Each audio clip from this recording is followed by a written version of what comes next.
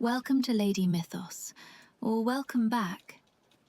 Tonight, we're taking a slow journey across the ancient world to meet one legendary creature in 5 different forms. The Phoenix. Not the Phoenix as modern pop culture often shows it, but the Phoenix as real mythologies described it. The Greek Phoenix, the Egyptian Bennu, the Persian Simurgh, the Persian Huma, and the Chinese Fenghuang. We'll explore what each culture called this sacred bird, what it was believed to represent, and the most famous story or scene tied to it, so that by the end of the night, you'll feel how one idea can take many shapes across different civilizations. Before we begin, if you enjoy calm, mythological storytelling and you'd like more journeys like this, please subscribe to Lady Mythos and ring the bell so you'll be notified when the next story arrives. Now, get comfortable. Close your eyes if you'd like, and let's begin. Chapter 1. Phoenix meaning in mythology around the world. The Phoenix myth doesn't start with a bird. It starts with observation. Across the ancient world, people watched patterns that felt larger than any single human life. Day becoming night, then day again. Seasons turning cold, then warm. Fields dying back, then returning.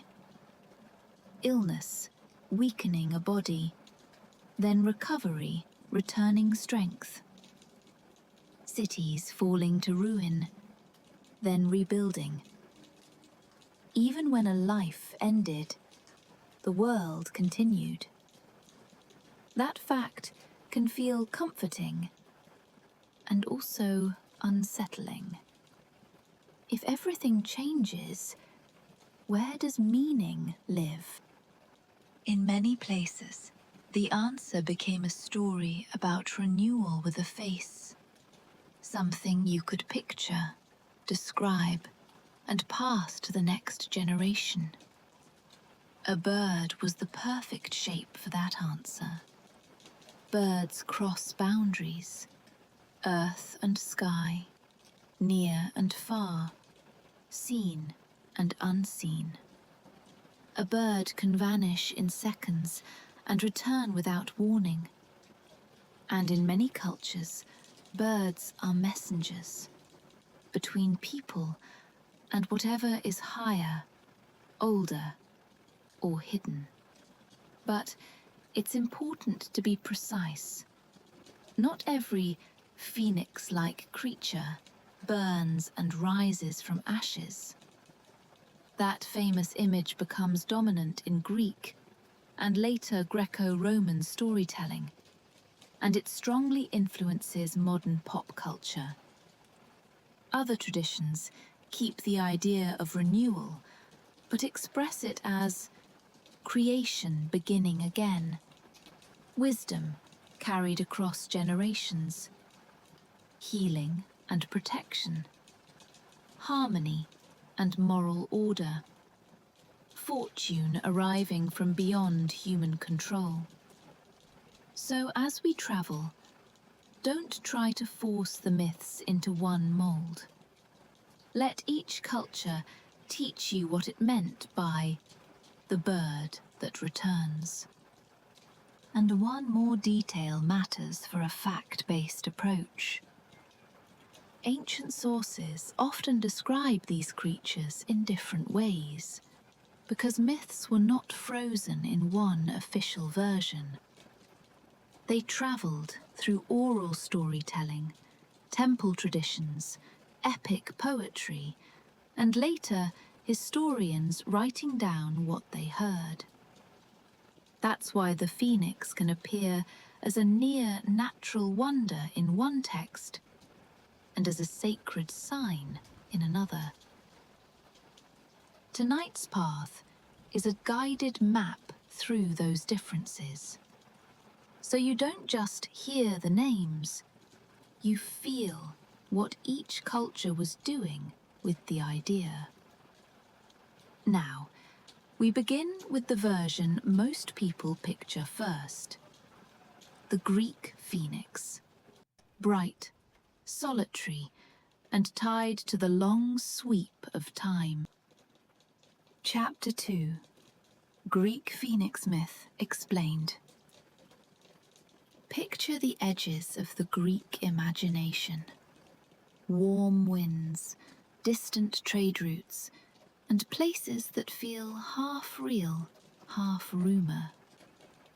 Greek writers often placed the phoenix far away. Arabia is a common location, sometimes near Egypt. Lands associated with incense, spices, and the heat of the sun. The Greek phoenix is described as a magnificent bird, often eagle-like in size and posture, with feathers that catch light, deep red, gold, and sometimes a purple sheen. Those colours matter. They echo sunrise and flame, but also royalty and rarity.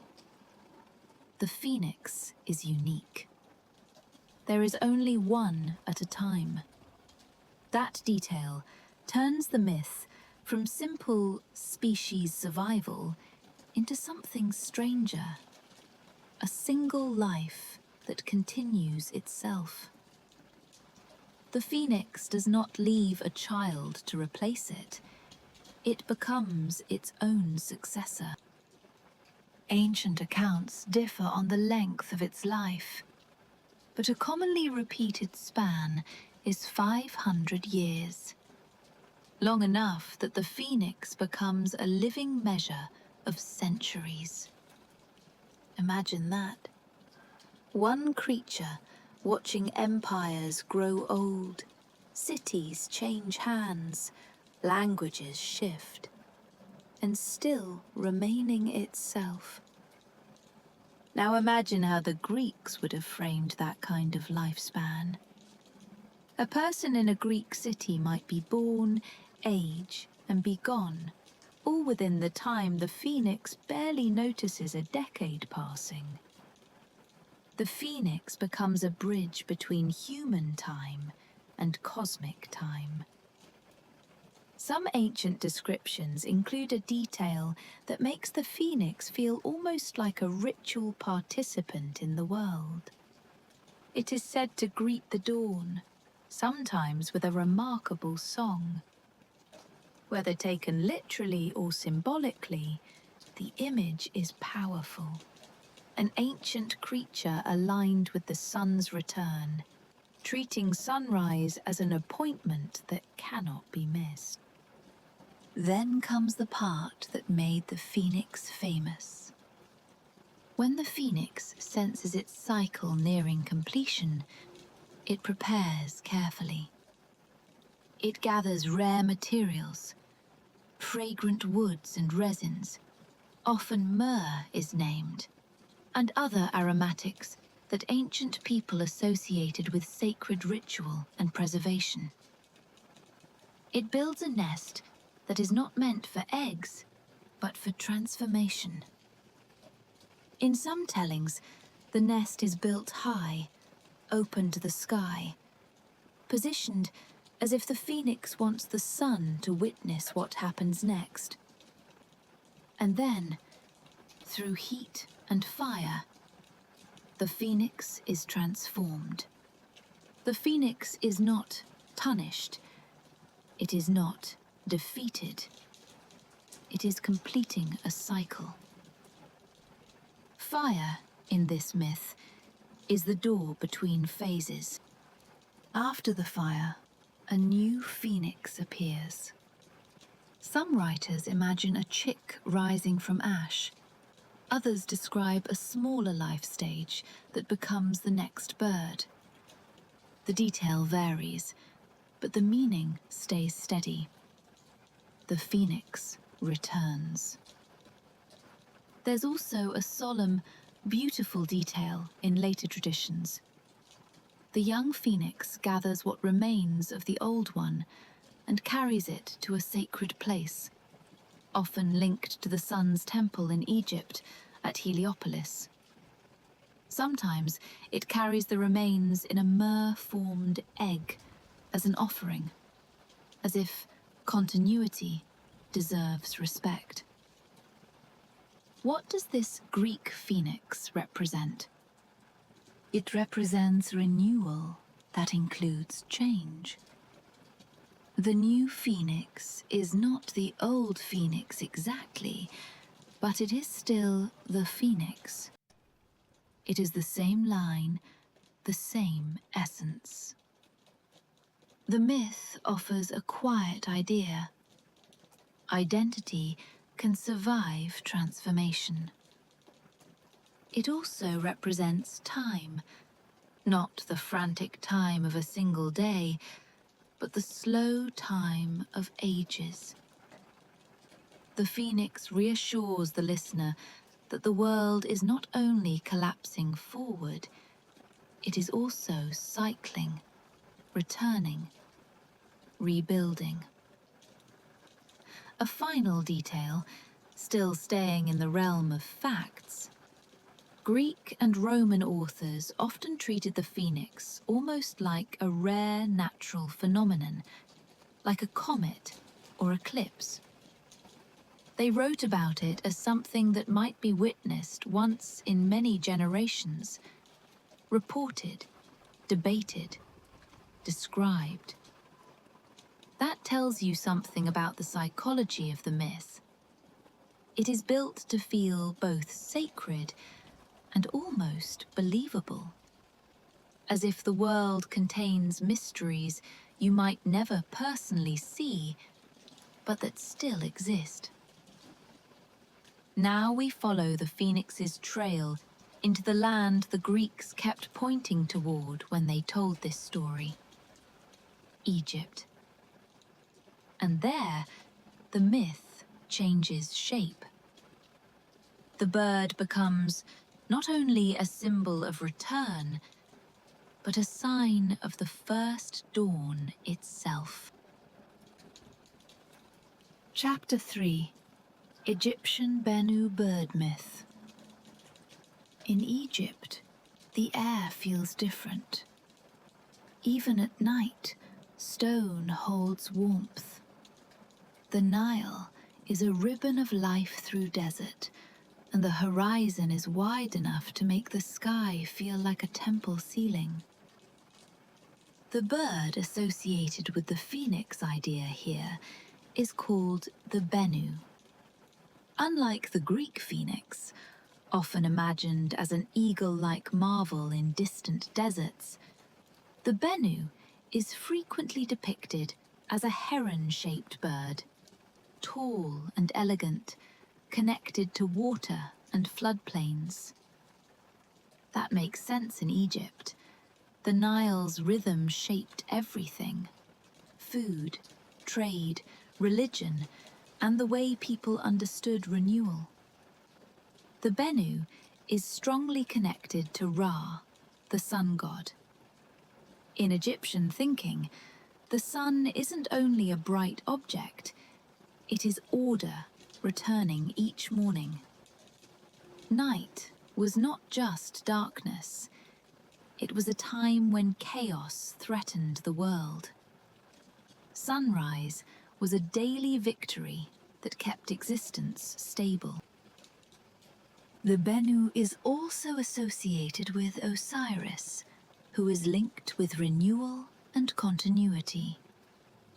Different eras and regions in Egypt emphasized different divine relationships, but the theme is consistent. The Bennu belongs to the cycle that keeps life returning. Now, the Bennu's most striking feature is its connection to creation. Egyptian creation traditions are complex and varied, But a common image is this. Before the world became the world, there was primordial water, endless, dark, without edges. Then a mound of land rose, the first stable ground. Upon that first emergence, the Bennu appears, and its cry marks the beginning of time. Imagine that scene like a slow painting. No footsteps, no wind, no reeds, no human voice, only water. Then the first rise of land, and a single bird, present at the first moment when before becomes after. That's why later writers connected the phoenix to Heliopolis, the city of the sun, where Egyptian religious life centered around solar creation themes. Heliopolis was not simply a location, it was an idea made into architecture. Temples were designed to reflect cosmic order, alignment, ritual timing, the return of light. In Egyptian symbolism, the Ben stone, associated with the first mound, is often linked to temple imagery and later obelisks. Even if different traditions describe it differently, the core concept remains. The first stable point in creation matters, and the Bennu is linked to it. The Bennu's renewal is often described as cyclical. In some traditions, it returns after long spans, renewing itself through sacred heat and light, an echo of the phoenix. Greek and Roman writers, hearing Egyptian stories through their own lenses, describe a phoenix-like bird in Egypt with a long cycle and a return to Heliopolis. What the Bennu represents is slightly different from the Greek phoenix. The Greek phoenix is about the self, continuing through transformation. The Bennu is about the world, continuing through order. Its symbolism is cosmic. The sun rising again, fertility returning to the land, creation not as a single event, but as something maintained, stability arriving after uncertainty. Here's an additional angle that helps your audience feel the why behind the myth, without turning it into poetry. Egypt depended on predictability. The Nile's flood cycle could bring life, but it could also bring fear. Too little flooding meant hunger. Too much meant destruction. So, an emblem that says, "the pattern returns," is not just spiritual. It's practical comfort turned into a sacred story. Imagine the Bennu at dawn, the Nile mist lifting, temple stone cooling, the first line of sunlight touching water, and the feeling that the day is not random.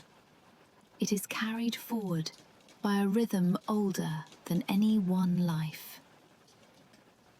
Now we leave Egypt and move east into Persia, where a mythic bird becomes deeply personal. A guardian that rescues a child, teaches a family, and represents wisdom carried across time. Chapter 4: Persian Simurgh Myth. In Persian mythology, the phoenix-like creature is the Simurgh, pronounced Simurgh. The Simurgh is immense and ancient. Some traditions describe it as so old that it has witnessed the world being reshaped more than once. It is not simply long-lived in the human sense of time. It exists on a scale where centuries feel brief and generations pass like seasons. The Simurgh carries the memory of eras, of landscapes changing, of lives beginning and ending, of cycles completing themselves quietly. Unlike the Greek phoenix, the Simurgh is not defined by a single dramatic moment of rebirth. Instead, it is defined by continuity. The Simurgh is closely linked to a cosmic tree, often described as a tree of life, whose branches hold the seeds of every plant and every remedy. When the Simurgh moves among its branches, when it lands, takes flight, or stirs the air with its wings, those seeds scatter across the world. Life returns, not through fire, but through nourishment. Renewal happens because the sources of life are spread, replanted, and allowed to grow. This makes the Simurgh fundamentally different from the Greek phoenix. Fire is not the central force here. Care is. The Simurgh represents renewal that travels outward, like knowledge shared, like medicine passed from one generation to the next, like a lineage that continues not through conquest, but through protection. It is renewal that sustains rather than replaces. But Persian tradition offers something even richer than symbolism alone. It gives us a fully human story, preserved in the Shahnameh, the great Persian epic. That story begins with a child named Zal. Zal is born with white hair, a visible difference that frightens his father. In a world where omens are taken seriously, difference can become danger. Fearing what this sign might mean, Zal's father abandons him in the mountains. In myth, mountains are never neutral places. They are thresholds, spaces between the human world and something older and less predictable. High above human settlements, where the air is thin and the stone remains cold even after the sun has moved on, a baby cries. The sound carries across rock and wind. The Simurgh hears it. And here, the story makes a choice that defines the Simurgh forever. Instead of ignoring the sound or responding with indifference, the Simurgh descends. Imagine the scale of that moment. A vast shadow moving across the mountainside, wings shifting the air, feathers catching pale light. Yet the movement is careful, not violent. The Simurgh does not descend like a storm. It descends like a guardian. The infant is lifted gently and carried to the Simurgh's nest. Zal is raised there. This is not a brief rescue followed by abandonment. It is a childhood shaped by a being older than human memory. From the nest, the world looks different. The sky feels closer. Clouds drift below. The earth stretches outward in silence. Time itself moves more slowly. In many retellings, the Simurgh is not only a caretaker, but a teacher. This fits its broader symbolic role as a bearer of wisdom beyond ordinary reach. Zal's upbringing becomes more than survival. It becomes initiation. Learning shaped by patience, long vision, and care. Eventually, Zal must return to the human world. When that moment comes, the Simurgh does not sever the bond abruptly. Instead, it gives him a single feather. The instruction is simple and precise. If you ever face a moment you cannot survive alone, burn the feather, and I will come. This is not a weapon. It is not a spell. It is a promise. Years pass. Zal grows into a leader and a hero. He marries Rudaba, and together they prepare for the arrival of a child destined for greatness, Rostam.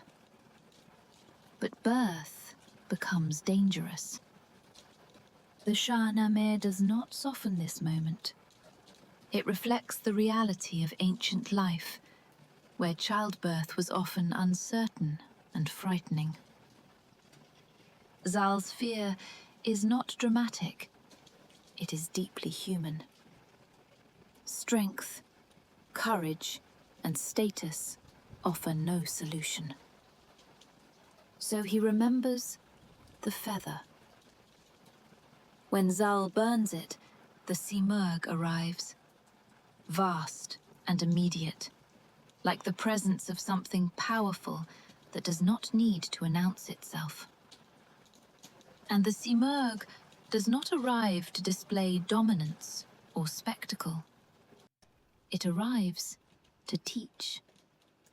It gives precise guidance that allows both mother and child to survive. The moment becomes one of healing, of knowledge arriving exactly when human ability reaches its limit. In Persian tradition, this is renewal. Not a body turning to ash, but a life preserved at the edge of loss. A family line continuing because wisdom intervened. A future secured through care. The Simurgh represents protection, healing, and wisdom, carried across generations. The belief that the natural and spiritual worlds are not indifferent to human suffering, but capable of compassion. Its home, often described as a mountain peak or a world tree beyond human reach, reinforces this idea. The Simurgh watches from a place of distance, not to rule, but to understand. From that height, urgency fades. What matters is continuity, that something meaningful survives. The feather itself carries this lesson. It is small and light, yet powerful. It does not force help to arrive.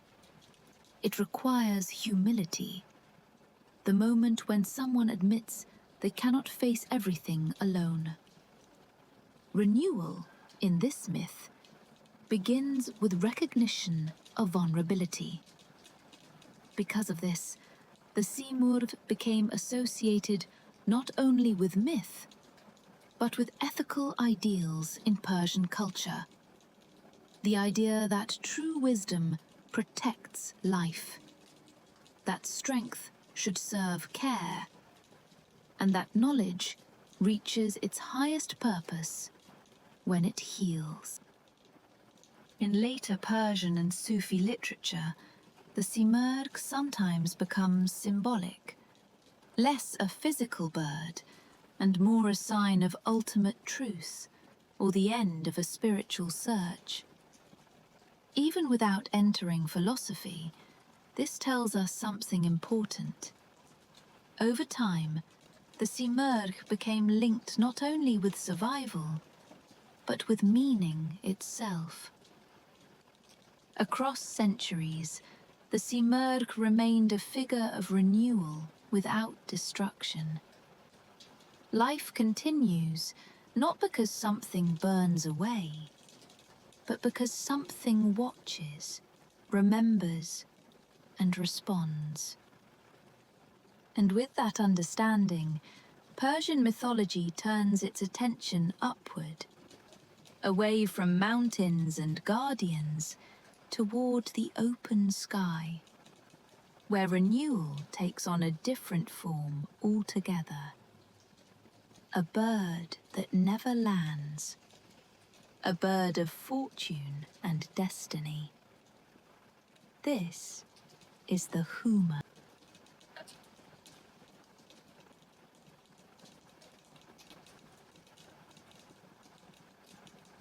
Chapter 5. Persian Huma Bird Myth. The Huma, pronounced Huma, is a legendary bird often described as never landing on Earth. Where the Simurgh belongs to mountains and a world tree, the Huma belongs to open sky. It is a creature of height and distance. The Huma is linked to fortune. A famous belief says that the one whom the Huma's shadow touches will be raised up, sometimes described as kingship, sometimes as greatness, sometimes simply as a sudden change in fate. This idea is important. A shadow is not a physical gift. It's not something you can steal or store. A shadow is brief. It passes, which makes the myth feel like a statement about opportunity. It arrives without warning and cannot be held by force. This single idea, blessing by shadow, explains almost everything about the Huma. Unlike many mythic creatures, the Huma does not intervene directly. It does not speak, teach, or rescue. It does not descend to guide human action. Instead, it remains distant, high above the world, allowing meaning to be carried through implication rather than instruction. That distance is essential to its symbolism. The Huma represents fortune that cannot be pursued or controlled. You cannot follow it, trap it, or call it down. You cannot prepare for its arrival in a practical way. The blessing comes, if it comes at all, while you are already living your life. Walking through a street, standing in the open, unaware that anything is about to change. In Persian cultural imagination, this made the Huma a powerful image for legitimacy and destiny. A ruler raised by the Huma's shadow was not simply lucky, they were seen as chosen. The myth suggests that true elevation is not seized through force, but recognized after the fact. Power that comes through the Huma is not taken, it is granted. This also explains why the Huma is often described as never landing. To land would be to become accessible. To become accessible would be to become controllable. The Huma avoids both. In this way, it balances the Simurgh. Where the Simurgh offers protection and wisdom through closeness, the Huma offers transformation through distance.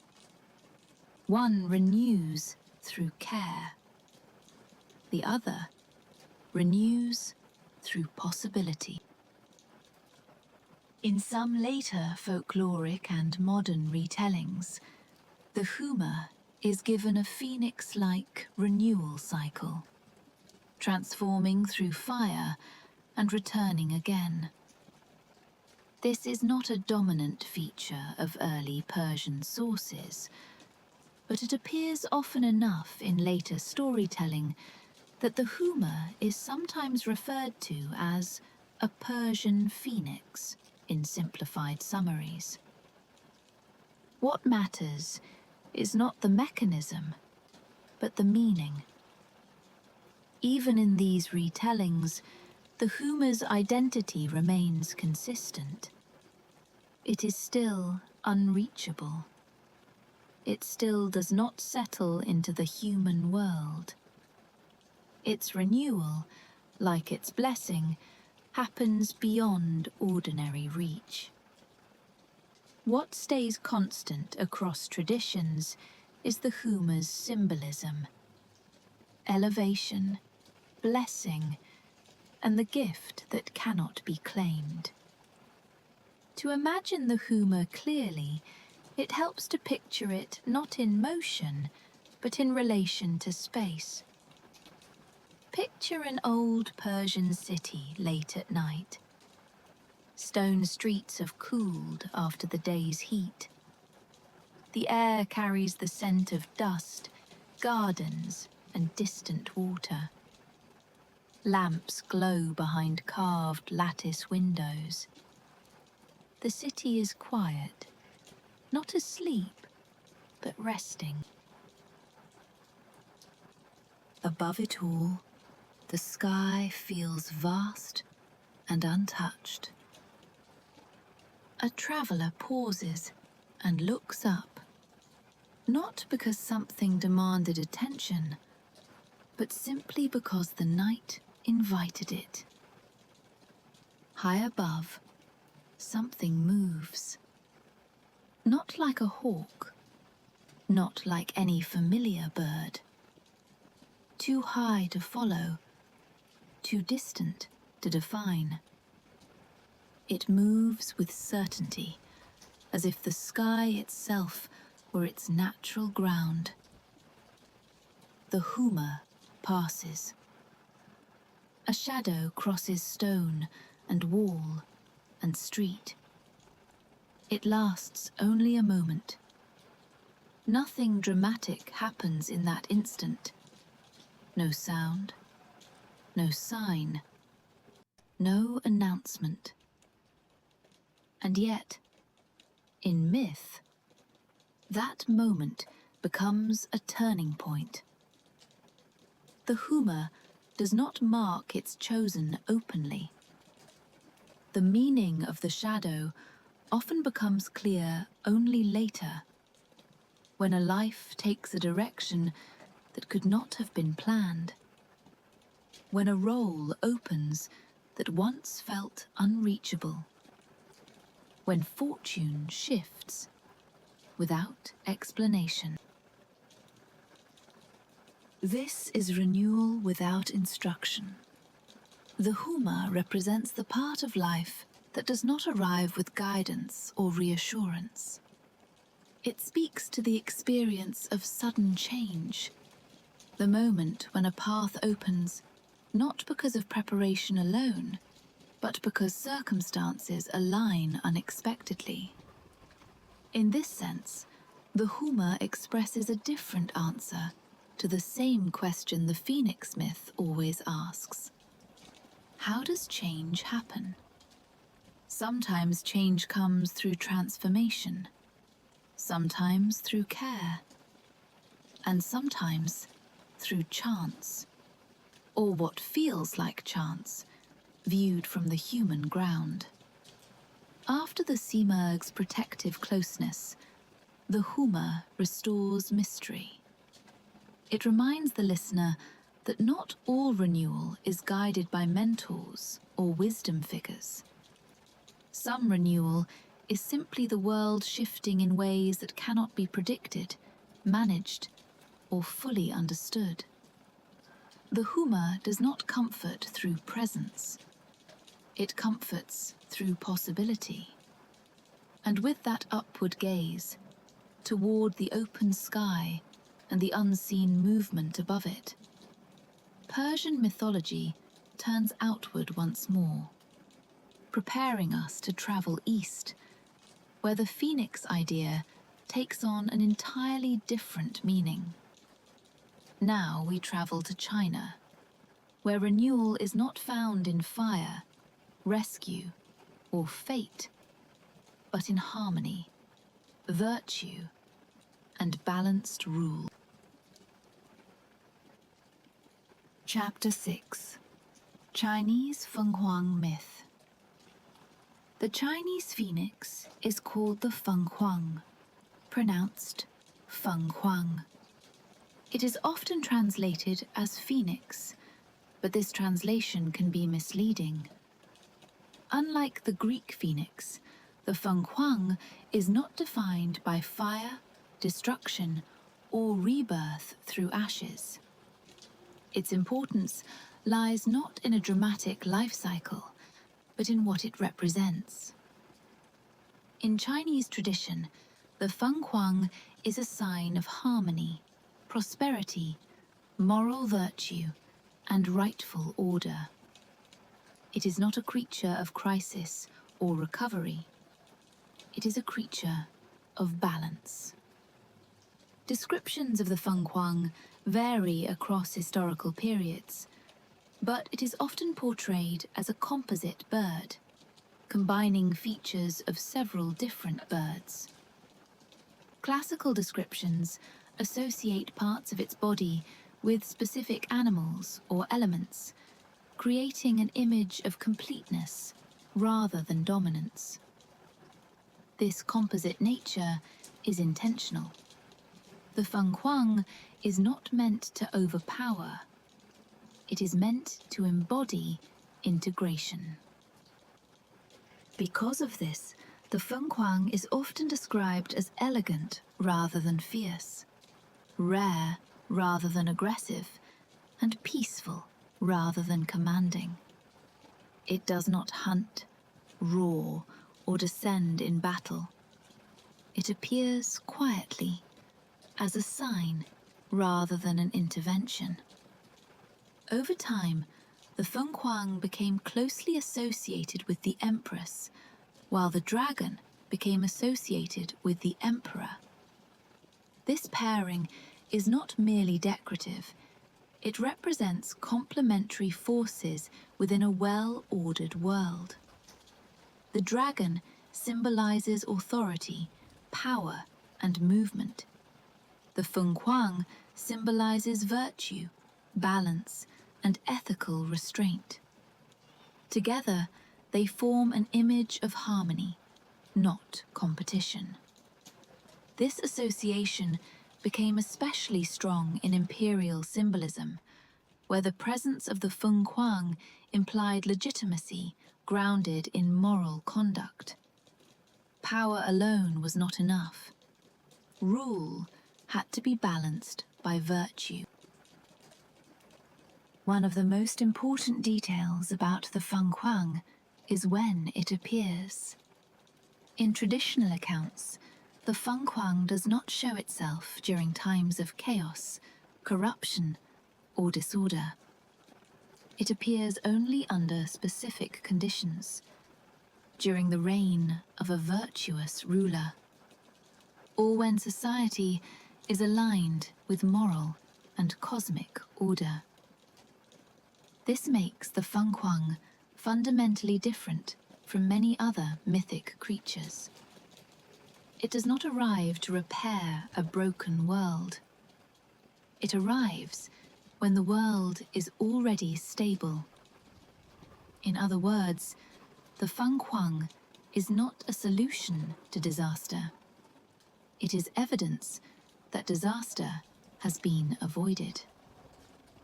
This belief reflects a broader Chinese worldview, deeply influenced by ideas of harmony between heaven, earth, and human society.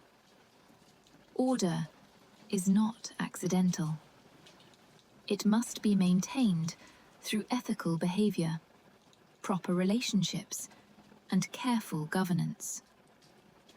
To understand why this matters, picture the setting where this symbol would hold power. Imagine a palace courtyard early in the morning. Stone paths are swept clean. Water and shallow ponds lie still. Trees and gardens are arranged deliberately, not wildly.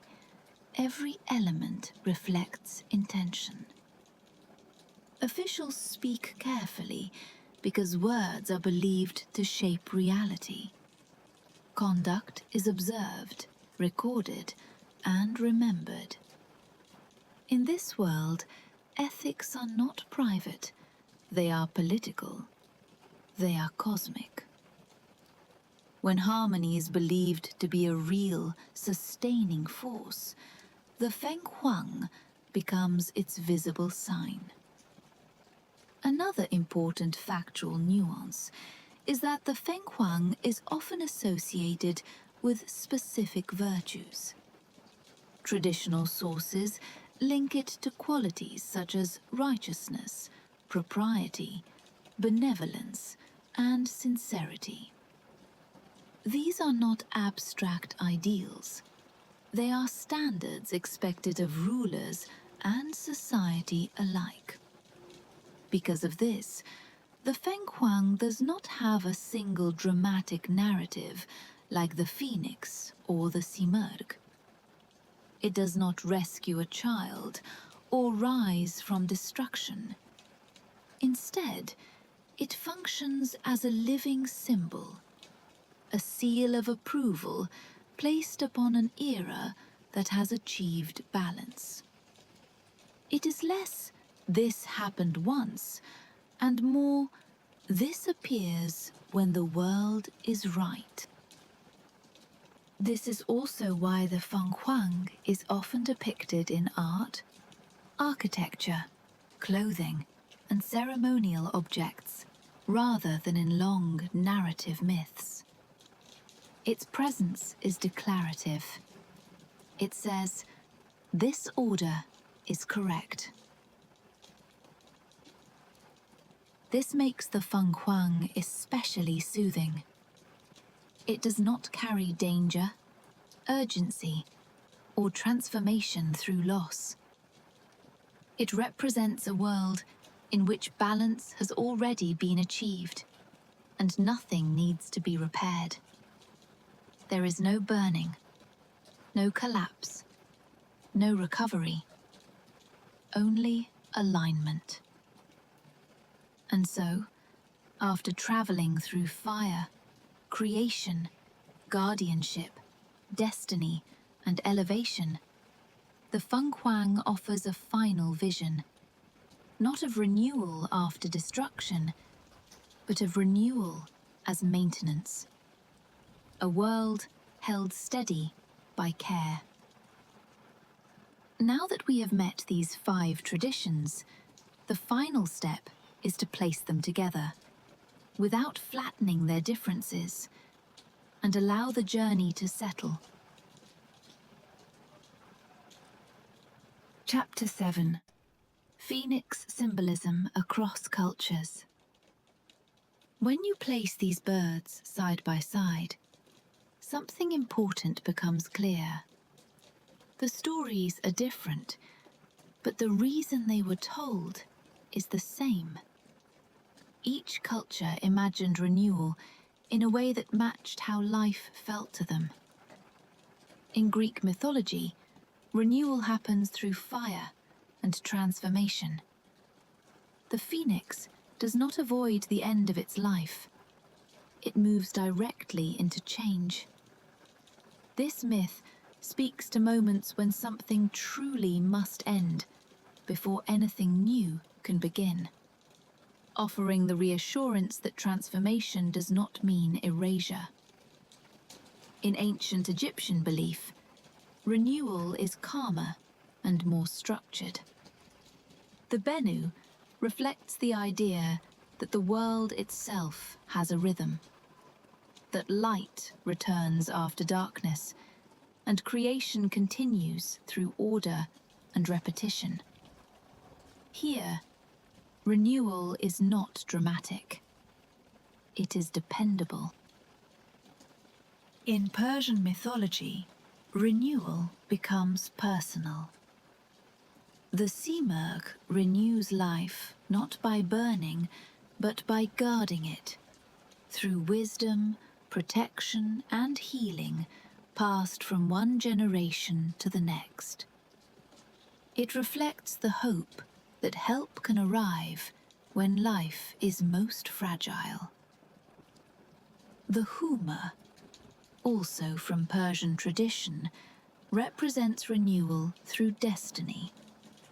It reminds us that some changes come unexpectedly, from beyond human control. Moments when a future opens that could not have been planned. And in Chinese mythology, renewal appears as harmony. The Fenghuang does not rise from destruction. It appears only when balance already exists, offering the idea that renewal can come from maintaining peace rather than rebuilding after collapse. These are the 5 traditions we've explored in depth, but they are not the only ones. In Slavic folklore, the firebird carries a similar energy of renewal and danger. Its glowing feathers bring both blessing and hardship, reflecting the belief that transformation often comes with a cost before reward.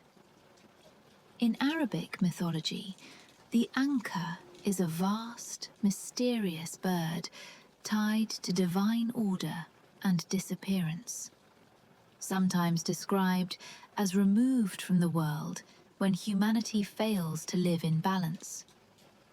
Here, renewal is linked to moral alignment rather than rebirth. And in Hindu tradition, while there is no direct phoenix figure, sacred birds like Garuda carry themes of immortality, cosmic duty, and the victory of order over chaos.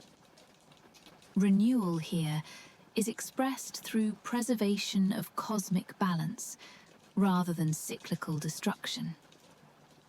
Different lands, different symbols, the same human concern. To believe that change leads somewhere meaningful. These myths do not deny endings.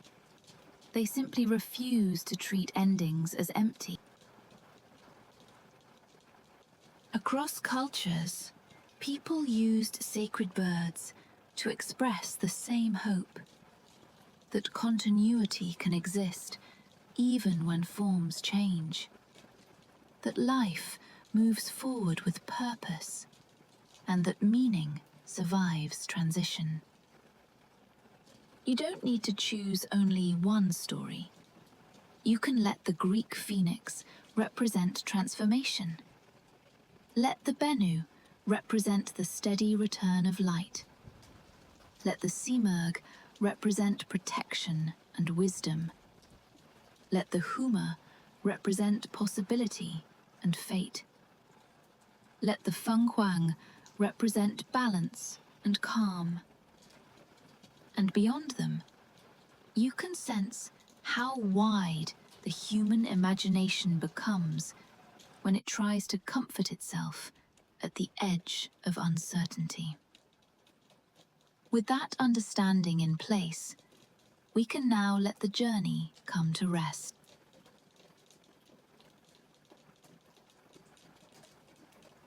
Thank you for traveling with me tonight, from the Greek phoenix at the edge of the known world, to the Egyptian Bennu at the first sunrise, to the Persian Simurgh raising Zal and guiding healing, to the distant Huma passing like a blessing overhead, and to the Chinese Fenghuang, the calm symbol of harmony and virtue. We've seen how many cultures imagined renewal in their own way. Different names, different meanings, the same human need to believe that change does not erase what matters. You have been listening to Lady Mythos. If these stories bring you calm, you're welcome to subscribe and ring the bell so we can meet again in the next journey. For now, rest. Let the images fade gently. Let the night do its work. And drift peacefully into sleep. I'll leave you now with gentle rain. Good night, and rest well.